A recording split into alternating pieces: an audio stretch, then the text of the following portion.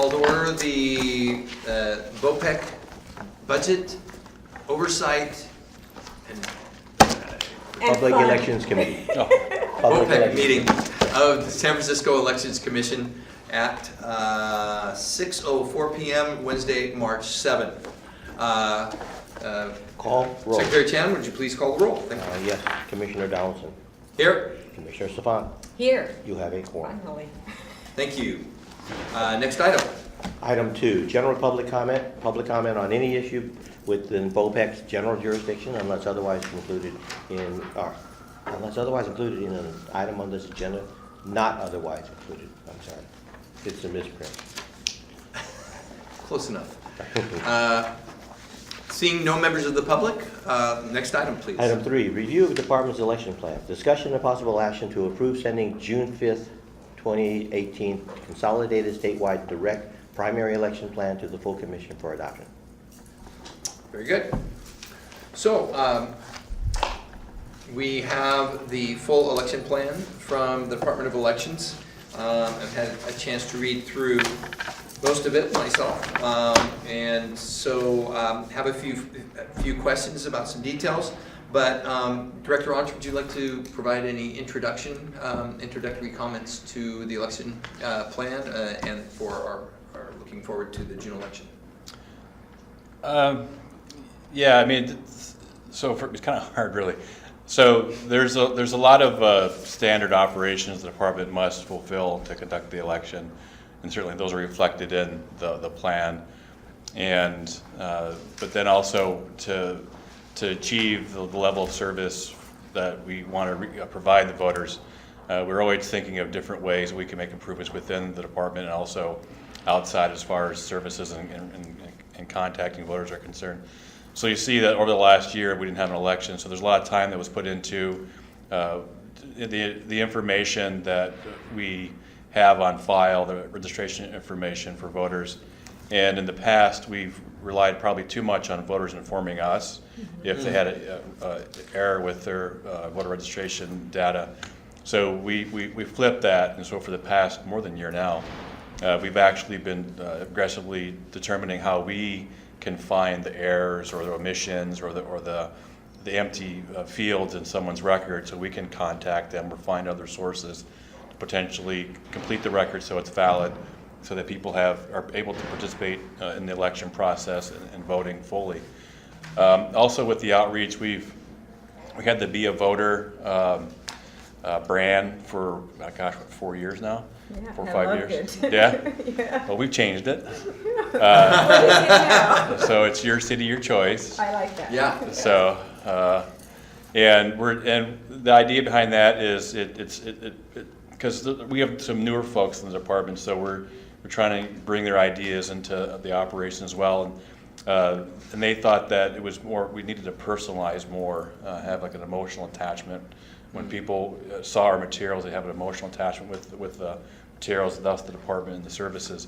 So your city, your choice reflects the idea that when people engage in voting, there actually is a reflection of themselves in the city. So yeah, and they're participating and they're making their own choice. Exactly. It's really powerful. yeah, and then we rebranded everything. So now instead of having like the graphic art approach, we have someone on the department who, as a hobby, is a photographer. So we borrowed his skills, and he's taken many shots of people in the department. So all of our materials actually have people in them, and all the people have an I voted sticker, I'm a poll worker, or like a name tag that indicates they provide language services and language other than English, just to get the sense that it's a person operation. It's not some government type thing that's out there and you have to like navigate through a bunch of stuff, but it's actually people and we're there to have you engage in the process. Mm-hmm. So that's reflected in the election plan. And then also the plan, we just touched on it, and we did it really to not for approval or anything, but we just reflect, and not to the commission, but more to anyone who would pick this up and read it, that there are a lot of challenges. People think you just show up and vote, and it's all, like you print about. And with that, the Cluster Fest, and then the Giants games, and the Giants games, the left field dual bridge closing, that's an access point to our warehouse. These all have major impacts on what we do, and it has a ripple effect through many other operations. So we put that in to reflect, just to give an example of the things that happen during an election. So, but a lot of this is these are operations and processes that we've put in previous plans, and so there's a general statement on the plan. It's probably easier for me to take questions to drill down more into the plan. So. Okay, very good. So I have some questions. Commissioner Safant, would you like to start? Do you have any questions? No, I don't have any questions just yet. Okay. Okay, so if we can start at the top, just looking through my questions page by page. This was great, by the way. I don't recall having a summary of how many actual full-time employees there were, so it's great to know that there's 37. And I saw that you're hiring 250 seasonal. The plan also, however, talks about bilingual seasonal workers, and there's some addition in addition to that 250. Is that some small number, like one person for each language? No, so there's depending on the language. Like, for instance, there's more of a need for Chinese language assistance than Filipino. Okay. Because most folks who are from the Philippines can still navigate the elections process in English. Mm-hmm. And so there's less. We do hire, let's say for outreach, we'll have a Filipino speaker. For the voter guide, a bilingual Filipino speaker. Campaign services, we try. For voter services, we'll have Filipino speakers or bilingual. But when it comes for folks who have Chinese language skills, we'll try to have 2 at the front counter. We'll try to have 2 with our publications team. Try to get 2 with the outreach team. So it just depends on what the language, the level of language assistance would be needed from a division determines the number. So it's not just one per language. Okay. Yeah, I would just, I guess what really brought this to mind was, it calls out that approximately 250 seasonal workers would assist the year-round, and it says, in addition, bilingual seasonal employees are hired. So I was just kind of wondering the number, or are those part of the 250 usually? Yeah, part of the 250. You might say Okay. then of that 250, because it sounds in addition. That's like how many in addition? It just brought that question to my mind. Let's see, the enhanced orientation program. So is this different than poll worker training? Is this in addition to, or is this just being renamed to employee orientation program? It's separate. So this is for the 250. Oh, for the longer term seasonal employees. Right. Okay. And I guess back to this 250. What is the total number of hires just in terms of like poll workers, inspectors, those that are basically focused on election day? Just at the polls? Well, I'm saying in addition to these 250, there's other seasonal or part-time or whatever temp employees. We'll have somewhere around 85 field election deputies. Then we'll have a handful of folks who will work at the phone bank, who come back from election to election. But most of the 250 will be there longer than election day. Okay. They'll be there for a week, at least a week or more. Okay, got it. So, and honestly, I did not get to read in detail the area back here. Okay, so 2,400 poll workers, for example, in this section. Okay, so this talks about the details across that. Right. The shorter term employees. Okay, great. Well, poll workers aren't employees, though. Oh, they are? No, they're volunteers and they're paid a stipend, or they're provided. It's not a payment. It's a stipend to cover their costs or Right. or to reward their efforts. But they're not employees. I see. They're not even contractors. Huh. They're volunteers under the elections code. Oh, interesting. Okay, I guess I didn't know that. I should have. Great, thanks for clarifying that. Let's see, the language or limited English proficiency. Just on this one, in the future, it'd be good to spell out what LEP is. I got it later in here, but on section, what is this, 3B, it talks about the LEP, and I didn't find that defined elsewhere. I mean, upstream of that anyway. Okay. On page 6 of 48. So that was a little bit of a new term to me.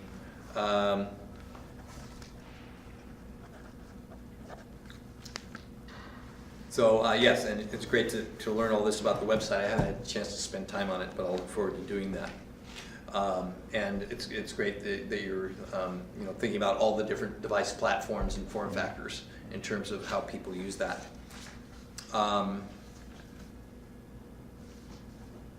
Let's see.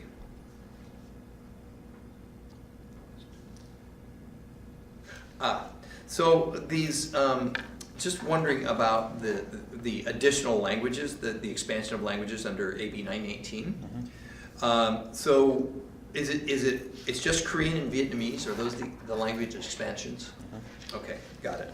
And does this mean that, so how are you staffing for that? Is that just in the phone center, or is it just going to be that you're going to prepare ballots for those languages?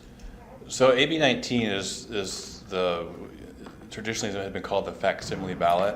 Mm-hmm. Now it's called a reference ballot. Right. So, because facsimile is not a word commonly used, and for people who have limited English proficiencies, it's even more of a bizarre concept than a reference ballot. Okay. So AB 918 didn't initiate the requirement for these additional languages. It was established in Elections Code for many years previously. Mm-hmm. But AB 19 does expand the provision to expand the providing of these reference ballot materials and noticing of these materials to voters. Okay. And so we've had them in the past, and in fact we had Japanese. I was just going to say I didn't see Japanese here. Right. So the Japanese. So the Secretary of State's office every fourth year, according to Elections Code, must determine if 3% of a population requires language assistance in a language other than those meeting fulfillment on the Voting Rights Act, mm-hmm. which for us is Chinese, Spanish, and Filipino is the language ordinance access. The language access ordinance in San Francisco. It's a local requirement. It's not part of the Voting Rights Act. So so Japanese now has gone below the 3% threshold in precincts as far as people needing language assistance. And one thing too to note is that when the Secretary of State looks at the information, it's usually looking like place of birth as one of the primary data points to determine if language assistance is required at a polling place. So it doesn't mean that people really necessarily need language assistance. It just means that the probability is higher, potentially higher, because of their place of birth. So over time, the number of people whose place of origin or whose place of birth is Japan has been decreasing in the city, and is decreased in the city sufficiently where it no longer meets the threshold for us providing these reference or facsimile ballots. Vietnamese is almost to the point now where it might be a fourth language for us under the language access ordinance in the city, not under the Voting Rights Act.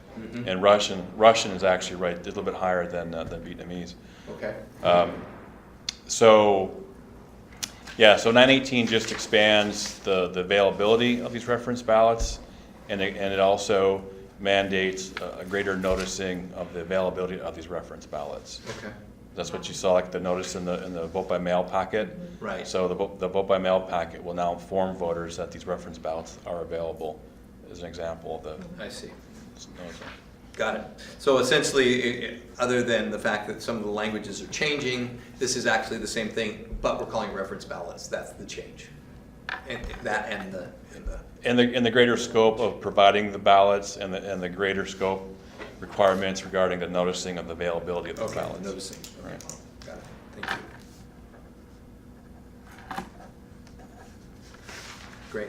And you mentioned Russian, and that Russian seems to be rising, and you thought it was above Vietnamese. Why is there not a Russian requirement? Do we really not have any precincts that are higher than 3%? Because the European languages are not included in the requirement. Oh. So it has to be a non-European based Really? language. So it has to be Chinese, Mexican or Right, Latino, right. Filipino. Right, Asian, Asian. Right. Yeah. Wow. yeah. Huh, interesting. That's kind of- Or a non-Western character set, it sounds Yeah. like, probably for the written. I don't, Maybe the reason for that requirement. yeah, I don't want to.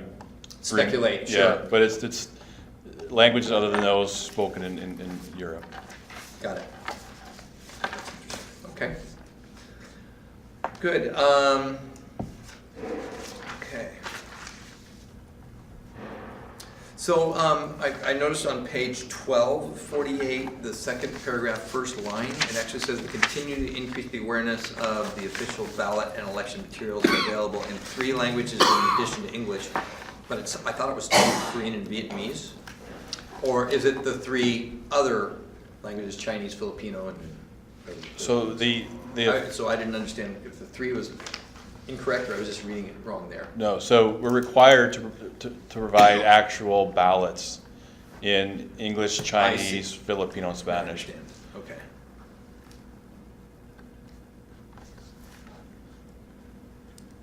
Got it. I misread it, read it too fast. So it is clear. Okay, and let's see. And so is this work with hospitals, is this substantially different, or hospitals or convalescent and residential care facilities? Is this substantially different than we've done before? I understand that there's going to be more proaction in terms of delivery of ballots, but is that the major change there? Yeah, it's a significant change because we would contact these sites previously prior to each election cycle, but we would wait to hear back from them. Now we're proactively seeking to have connections with representatives from these sites. Then also we're facilitating the delivery and the pickup of the ballots and the registration of these folks.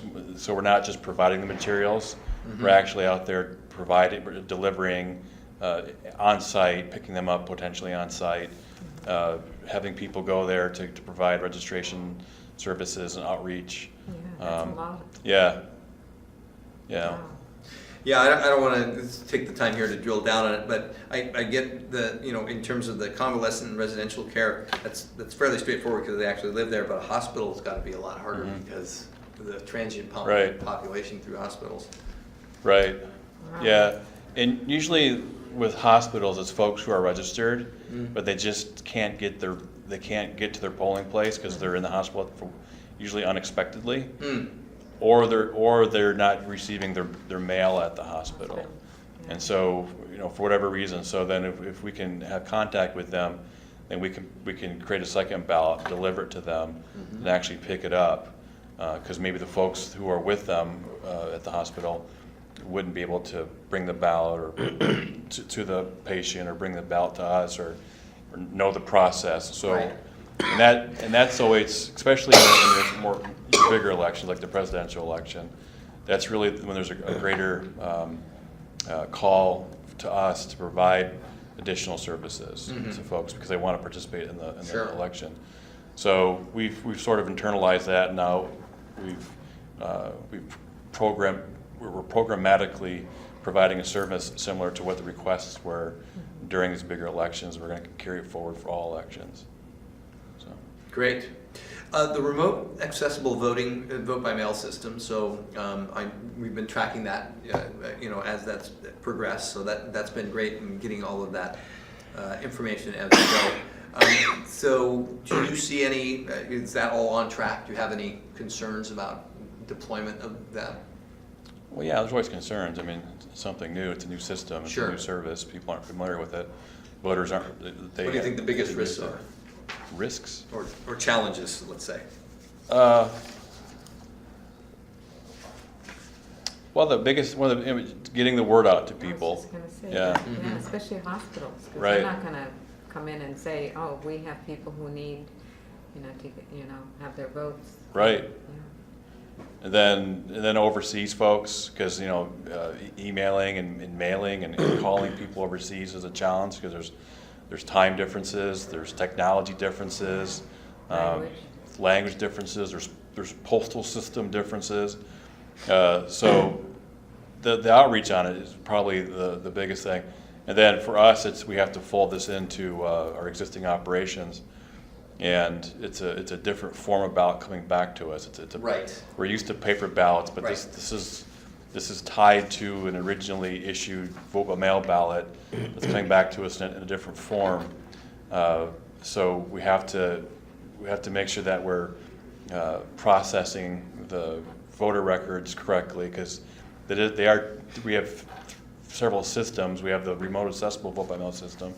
You've got the registration system. Within the registration system, there's a vote by mail module, and then there's also the receiving, the processing of the ballot systems that we use. So all those parts have got to get tied together so that we can move the ballot through our process, that we can note on our website that we received the ballot. Someone can track the cycle of their ballot as it goes through the various it's processes. similar to like a provisional, that kind of. It's different because the provisional still is issued within the existing system, whereas the remote accessible ballot is an outside system. It's a different system. Right.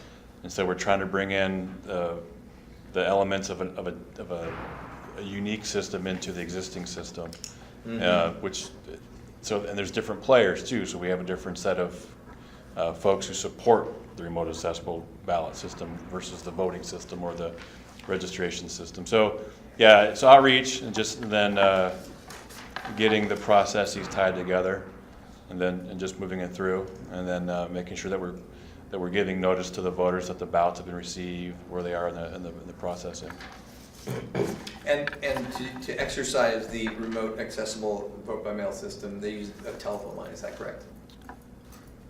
They use a phone in order to use this, right? To access the remote. What is the remote accessibility component? Maybe that's what I need to ask. So they'll receive they'll get a link that so when they sign on to our website, there'll be they'll register to receive a remote accessible ballot, and then we'll provide a link to them for their ballot type, and then that ballot type will go to the vendor. So the vendor will then provide an image of the ballot that the voter downloads, Right.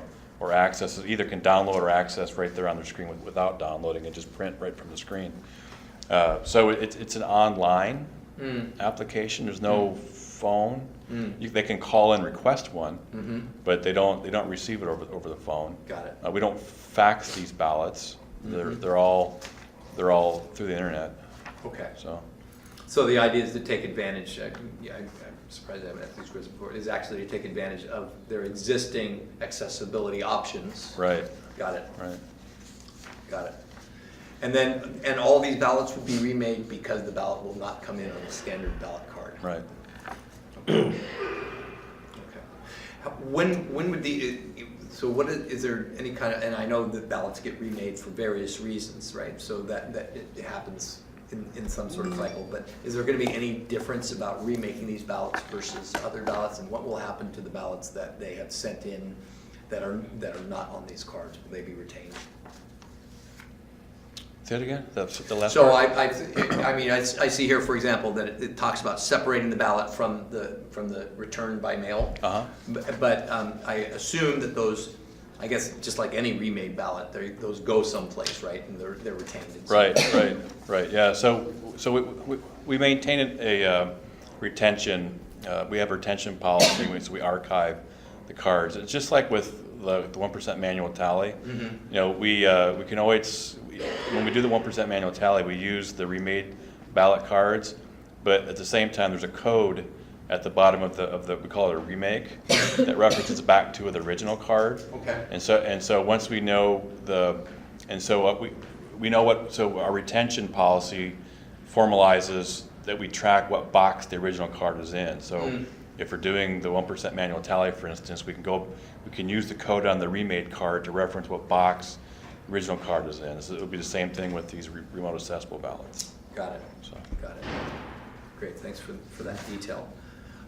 Okay, next section on facilitating the conditional voter registration. With this extension, that I guess is California law, you didn't reference the actual law here, but now that basically they can, voters can register basically up till through election day, is that right? To vote provisionally. So is that true? There's no cutoff? They could actually come and, I don't recall. Can they actually register at the polling place at that time to vote? No, at no time can anyone register and vote at the polling place. Okay. So there's only City Hall voting center? Right. Okay, got it. And what about the precinct determination? Is that just based on where they've said their address is in that when they register at City Hall? So you basically real time put them into the registration system, determine the precinct, and then you issue their ballot cards at that time. Okay, got it. So are these then put into a different kind of provisional envelope, or will it be the same provisional envelopes, or how's that going to be handled once they actually vote? Yeah, we haven't finalized the envelopes, but it won't be a provisional envelope. It'll be a vote by mail envelope, because we'll be giving them vote by mail ballots, because they're coming to the voting center in City Hall, and those are vote by mail ballots. So we won't have the pink envelope. At least that's not the plan now. Okay. It'll be a vote by mail envelope that's distinct from a regular ballot. Okay, got it. And if that's going to be the case, then how long? So is this? Do you have any concerns about being able to certify the election in time with these ballots, or with these, going through the process of actually validating the registration so you can count those ballots or not? Yes, and we have no choice but to do it, so. Okay. Yeah. Okay. So this is gonna take a lot more time than before. Potentially, depending on Or the numbers that we intensity. receive. Yeah, Right. right. Yeah. Okay. Good.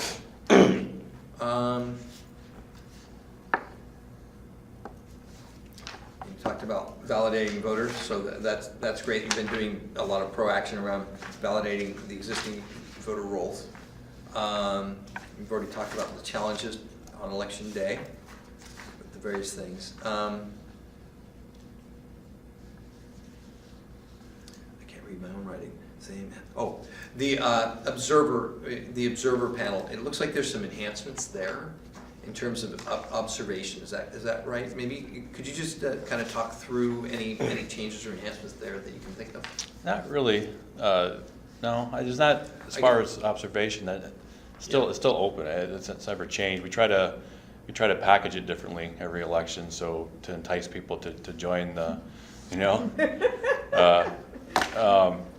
and to participate, and then we try to think of what information folks would want, not just to be on the panel, but to observe generally. Because we use the observer panel as sort of the audience that we would provide materials to, but it's really like a representative audience to any observer. And so as we think, well, if we have an observer panel, what would they want to go into an observer process, and then by extension, what would other folks want? So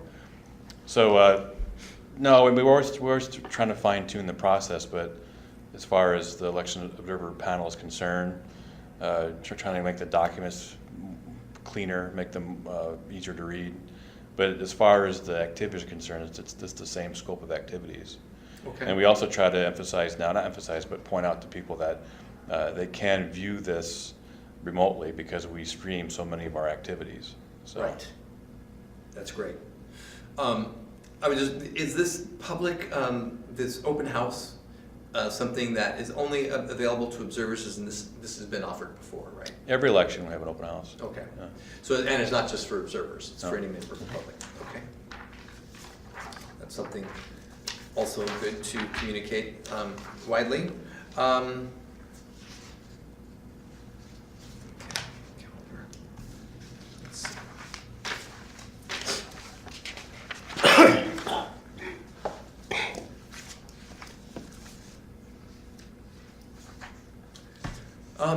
The vote by mail request, so people can actually, as late as May 29th, request vote by mail?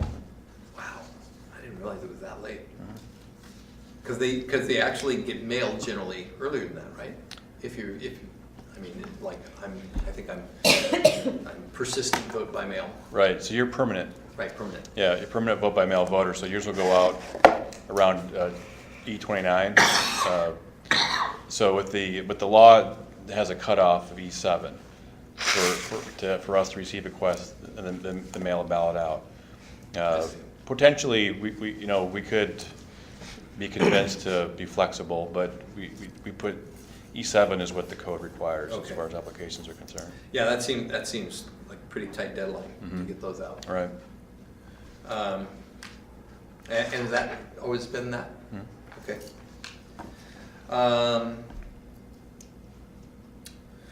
So how's it going looking for polling places? Normal? Yeah. I think we had like 80, was it 81 in there? I can't remember the number. We have our teams back.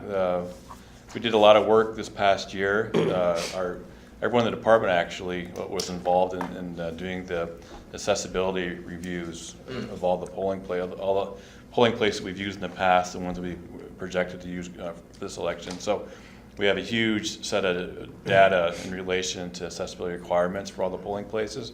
So that was all done. And everyone in the department actually went out and did the measurements. They got on their hands and knees, used the levels and all that. Yeah. Oh wow. And Okay. and so we had our running start, and then we were also engaged with the polling place owners earlier this time, just to get a sense. And also we created an online portal for the polling place providers, similar to the online portal we have for the poll workers. And so we're trying to push that to facilitate, so we're trying to get them on the hook more quickly. But we have, I think it's like if a team does 3 a week, we'll be okay. I think we have 4 teams. Okay. We'll be okay going into election day. And there's always going to be some precincts that are harder than others to find polling places. Right. But yeah, overall, we're doing pretty good. Okay. So. Good to hear. And then before the meeting, you were mentioning like when the economy is better, it's harder, maybe a little harder to recruit poll workers. I know it's a long way till the election, but can you speak to anything you might be doing special this time to try and do more outreach and get more poll workers, raise, I don't know, more enthusiasm to make sure that we don't have shortages? So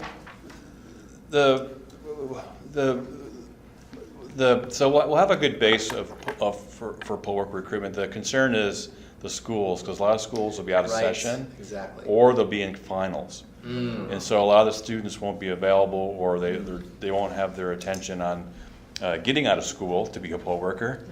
And so we're trying to amp up our presence in the schools earlier, trying to work with the Student Advisory Council. That's the auxiliary of the school board. Each school has 2 representatives. Each high school, it's the Student Advisory Council. I think it's SAC. So we're trying to work with them and trying to get the SAC more involved to help us get the word out to the students, doing more in-school presentations and tablings and things like that. Because the high school students actually are the ones that provide a lot of the language assistance at the polling places. And so if we can't pull those folks in as poll workers, then that'll be a bigger challenge for us for language assistance, I think, more than just getting the polling places staffed. So. Yeah, that will be a challenge. So, and it's pretty standard, you get 65% returning? Yeah, 65, depends on the election. The presidential will be a little bit higher, 72. Okay. So. Okay. That's pretty good. It is. Surprisingly good. Yeah. It helps, it's helpful, right? Yeah. Experienced people. Yeah. I know. Okay, let's see. Just on logic accuracy tests and preventative maintenance, of course, the equipment is aging, as we've all talked about, I think, before. Just wanted to find, maybe you can summarize if there's anything different that we're doing there, or any other plans in terms of either maintenance or more spares and things for election day, in case there's issues. Yeah, so we work with the vendor to build up a larger inventory and a more diverse inventory of extra, not equipment, but parts. Right. And then also we require a lot of attention to the operation of the equipment during LNA, logic and accuracy, in relation to maintenance, than probably before. So we actually have our folks watching the machines get tested as the vendor will actually hire folks to do testing, and then we do the monitoring of the testing. And then we track the life of each piece of equipment, so we get a sense of if the piece of equipment is having a similar problem through time. Yes. And then we can respond to it. We also have, but one thing too that we built into the contract even from the very beginning is we have a really high number of techs on election day at the polls. So we have a lot of folks who the vendor has to hire in the contract, and then the vendor trains them up on more basic equipment issues that can occur on election day. And so we have an election day, we've got folks prior to election day, we're more engaged. We have more equipment, more parts that are on hand, and also there's certain components that we focus on more than others, like the audio units and the touchscreens, for instance. Those are things that the equipment's not used often, the audio component's not used often. And the connectors, the connections, the cords into the system, they break easily just from handling because they're just a regular phone cord essentially, for like a Cat5 cable. And so we put a lot of time into monitoring that and the handheld units, the audio. We're far more proactive in getting those repaired or replaced than probably in the past. So yeah, I mean, there's a lot of effort going into this as far as the equipment is concerned, the machines. And then also people have, as the equipment ages and matures, then focus shifts to what potential problems need to be attended to prior to election day and on election day. So. Right. Okay. Any concerns about having enough equipment then for election day at all? Or? Oh, we'll have enough equipment. Yeah, just the hassle is if there's an issue on election day, you have to replace it. And you have to LNA it on election day. You got to get it out there. You got to replace it. Right. You got to run the ballot. I mean, so yeah, no, we'll have enough equipment. It's just how much process around the repair replacement equipment will we have to do. So that's the main concern. And I guess the 400Cs are pretty durable, but obviously if those break down, that's a big problem. Right, and they do. They do. Yeah.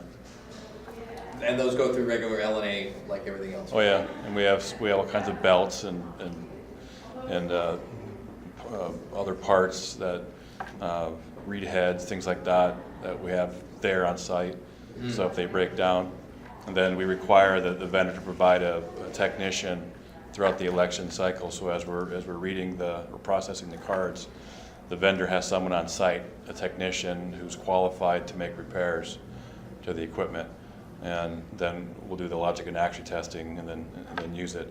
So we try to minimize the downtime as much as we possibly can. And we've had those machines now for 10 years. And so we have far more parts and a far more diverse set of parts on hand than we had at the beginning. But that's just how it works. So. Okay.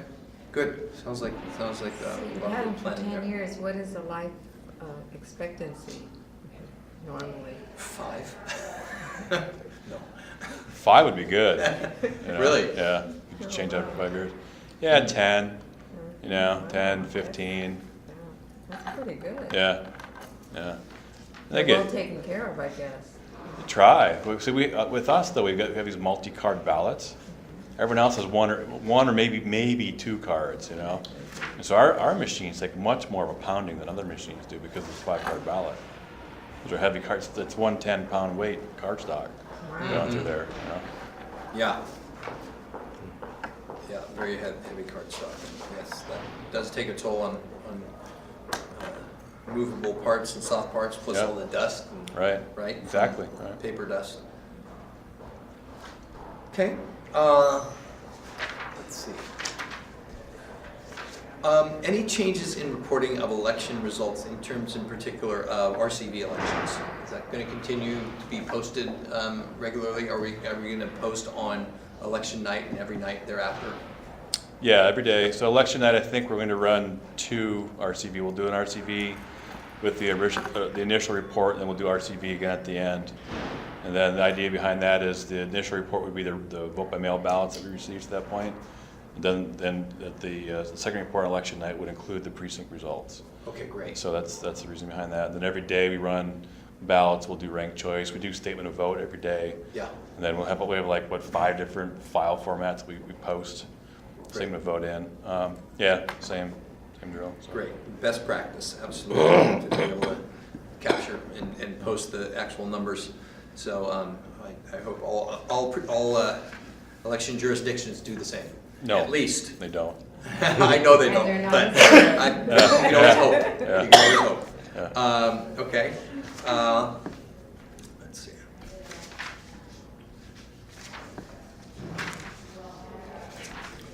Okay, I have no other questions. Commissioner Savant? No, I wouldn't have even thought half of your questions. Actually, I take that back. I do have a couple other questions that were not in the content here. So one was, I didn't see anything, do we not have a school board election in June? Is it November? Correct. Okay, so that's why there was nothing on Prop Ed. And then the other question I had was that we as a commission did pass a resolution regarding, or voted on, I guess it's a resolution, a motion, anyways, around accessible voting systems, and particularly the edge and the use of that. I didn't see anything in here specifically about that. So is that just part of, are you including that in the outreach? Maybe you can talk about that a little bit. Yeah, I didn't even think about that actually. Yeah, so the poll workers will be given a script.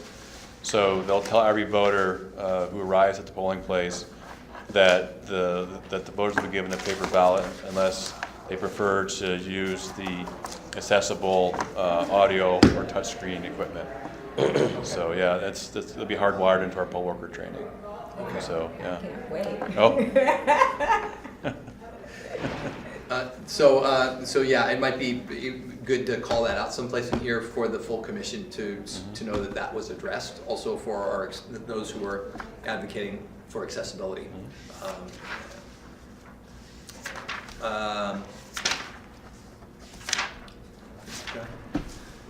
So I don't think I have any further questions at this time. And Secretary Chan, the member for the, or do I call it for that? Anyways, this would be the point for public comment. However, seeing no members of the public. Commissioner Savant, do we have would you like to make a motion? Motion to adjourn? I'm sorry. Well, we could do that, but I'm not going to second that quite yet. No, motion to. Recommend the plan Recommend to the the full plan commission. to the full commission, yes. Okay, if I may offer a bit of a friendly amendment, Yes. that we move to amend or to recommend the approval of the plan by the full commission. I will second that motion. Okay. Commissioner Secretary Chan, if you call the roll, please. Commissioner Donaldson? Yes. Yes. Commissioner Savant? Yes. You have informed it passes to the zero. Okay, next item, please. Item 4, delivery of slalom report. Discussion and possible action on slalom report. So I saw in the packet we did not have a slalom report, so I assume that's under review. If you could give us an update on that, Director Arns. So Slalom has completed and circulated a third draft of the business case, and what Slalom has communicated is that they expect to have the final drafts done in time to be included in the commission's packet for the March meeting. And so they expect to get a final draft by next Friday. Okay. So it gets posted on the 72-hour rule. So that's where it's at. Okay. Another question, a member of the public at our last commission meeting asked about the initial submission and any marked up changes, or at least the initial submission versus the later submissions.